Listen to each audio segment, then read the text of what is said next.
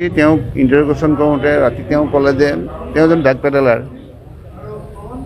আৰু তেওঁ ক'লে যে মই ড্ৰাগছৰ ঘাটি দেখুৱাই দিম আৰু ড্ৰাগছ যোনে যোনে বিক্ৰী কৰে দেখুৱাই দিম। সেইমতে আমাৰ তদন্তকাৰী বিষয়াই তেওঁক লগত লৈ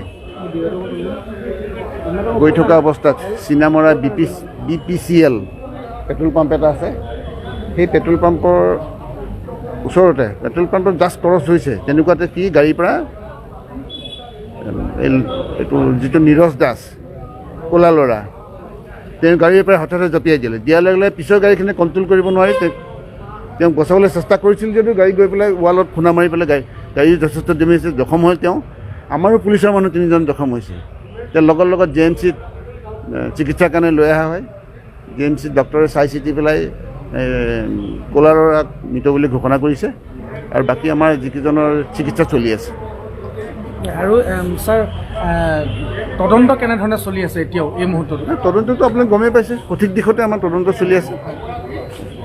ঘটনাটো কেইটা বজাত ছাৰ? প্ৰায় 1:30 বজাত ঘটনা আছে। 1:30 বজাত তেওঁ মানে ড্ৰাগছৰ লগত জড়িত কাৰণে ড্ৰাগছৰ কিবা ইনভেষ্টিগেশ্যনত গৈছে? সেইটোৱে তেওঁ ষ্টেটমেণ্টত আমি সুধিছিলোঁ যে যিহেতু আমি অভিযোগ পাই আছিলোঁ তেওঁ এজন ড্ৰাগছ ব্যৱসায়ী বুলি বা ড্ৰাগছ পেডেলাৰ বুলি আমি তেনেকৈ পাই আছিলোঁ, সেইটো লাইনত আমি তেওঁক সোধপোছ কৰিছিলোঁ।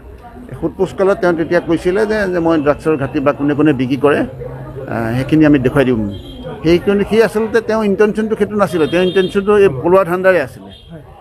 নহ'লে তেওঁ আমাৰ পুলিচক মিছলিড কৰিছে, গৈ পেলাই সি এইটো ধান্দা কৰি পেলাই এনেকুৱা হৈছে।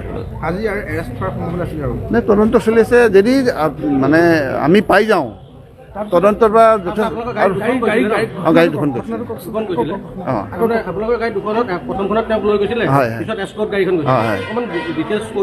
মানে সেই আগৰখনত আমাৰ 2খন গাড়ী গৈছে, তেওঁক আগৰখনত লৈ যোৱা হৈছিলে, পিছত আমাৰ আৰু এস্কৰ্ট পাৰ্টি গৈছিলে। যোৱাৰ লগে লগে তেওঁ সেইখিনি BPCL পেট্ৰল পাম্প এটা আছে, গাঁতানী মিল এটা আছে নহয় চিপছৰ কিবা হেৰিয়া, সেইখিনি পাওঁতেই তেওঁ হঠাতে গাড়ীৰ পৰা জঁপিয়াই দিলে। জঁপিয়াই দিয়াৰ লগে লগে আমাৰ গাড়ী ড্ৰাইভাৰে চেষ্টা কৰিছিল যে ছাইডত ৰাইট ছাইডে কাটিছে, আপোনালোকে গ'লে দেখা পাব গাড়ী ৱাল চব ডেমেজ হৈছে, ৱালৰ আমাৰ গাড়ীও জখম হৈছে, তাত গ্লাছ চাছ এতিয়া পৰিও আছে।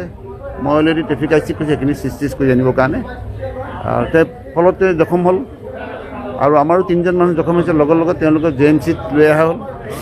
JMCত ডক্টৰে চাই চিতি পেলাই ক'লা ল'ৰা তেওঁ মৃত বুলি ঘোষণা কৰিছে, বাকী আমাৰ 3জনৰ